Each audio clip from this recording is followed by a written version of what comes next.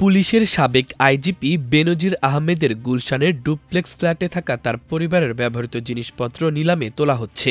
ঢাকা মহানগর senior special জজ আদালত নিলাম কমিটি গঠন করে দিয়েছেন। কয়েকদিনের মধ্যে সংবাদপত্রে বিজ্ঞপ্তি দিয়ে বেনজির ও তার পরিবারের সদস্যদের ব্যবহৃত জিনিসপত্র নিলামে তোলার ব্যবস্থা করা হবে বলে গত সোমবার কমিটির এক বৈঠকে সিদ্ধান্ত হয়। কমিটি নিলাম প্রক্রিয়ার মানদণ্ড ঠিক করেছে এবং নিলাম প্রক্রিয়া আয়োজনের জন্য ব্যবস্থা নিয়েছে।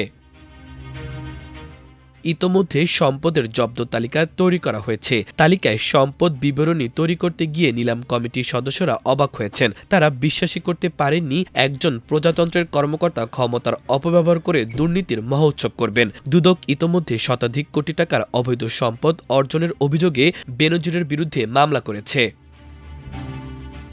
কমিটির একজন সদস্য জানান, ফ্ল্যাটের ব্যবহৃত জিনিসপত্র তালিকা করার সময় মনে হয়েছে আমরা মার্কোস ও ইমেলদা মার্কোসের সম্পদের তালিকা তৈরি করছি। ৮০-র দশকে দুনিয়া কাঁপানো মার্কোস দম্পতির কথা মনে পড়ে গেল।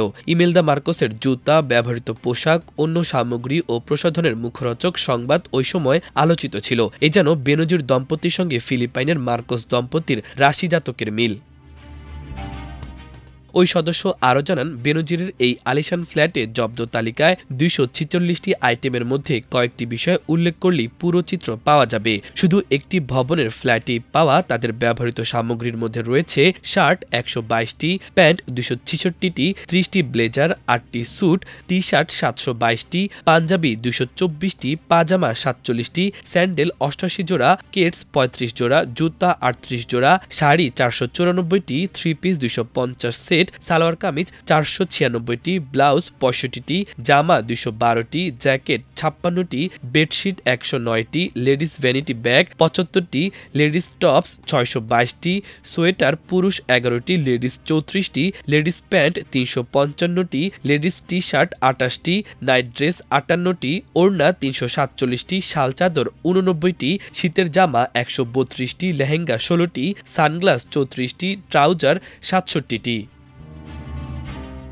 বডি স্প্রে ও পারফিউম ছাড়াও ড্রয়িং রুম, বৈঠকখানা, থিয়েটার রুম, করিডোর বৈঠকখানা, কিচেন রুম, মাস্টার বেড সহ অন্যান্য বেডরুমের ব্যবহৃত জিনিসপত্র তালিকায় অন্তর্ভুক্ত করা হয়েছে। গুলশানের র্যানকন টাওয়ারের ৪টি আলিশান ফ্ল্যাটকে একক করে ডুপ্লেক্স ফ্ল্যাট তৈরি করেন বেনজির দম্পতি। সেখানে swimming pool, mini theatre room, অতিথি বিনোদন বৈঠকখানা সহ আধুনিক সুযোগ সুবিধাগুলো বিদ্যমান।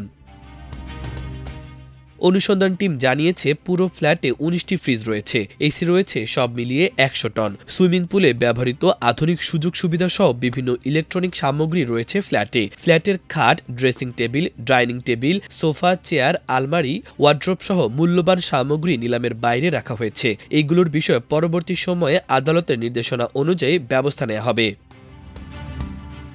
নিলামে তোলার জন্য আদালতের করে দেওয়া কমিটিতে দুদকের সম্পদ ব্যবস্থাপনা ইউনিটের পরিচালককে সভাপতি এবং চিফ মেট্রোপলিটন ম্যাজিস্ট্রেটের একজন মেট্রোপলিটন ম্যাজিস্ট্রেট প্রতিনিধি, বস্ত্র অধিদপ্তরের মহাপরিচালকের একজন প্রতিনিধি, ইস্পাত প্রকৌশল অধিদপ্তরের চেয়ারম্যানের একজন প্রতিনিধি সদস্য থাকবেন। দুদকের উপপরিচালক সম্পদ ব্যবস্থাপনা সদস্য সচিবের দায়িত্ব পালন করবেন। আদালত এ কমিটি গঠন করার পর ওই ফ্ল্যাটে ব্যবহৃত সম্পদের তালিকা প্রস্তাব করেছে।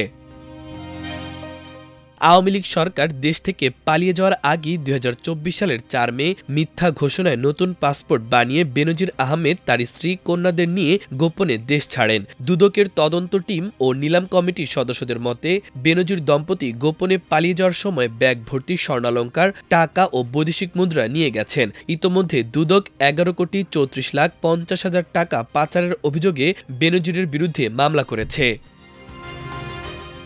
মাল্টিমিডিয়া ডেস্ক, আমার দেশ।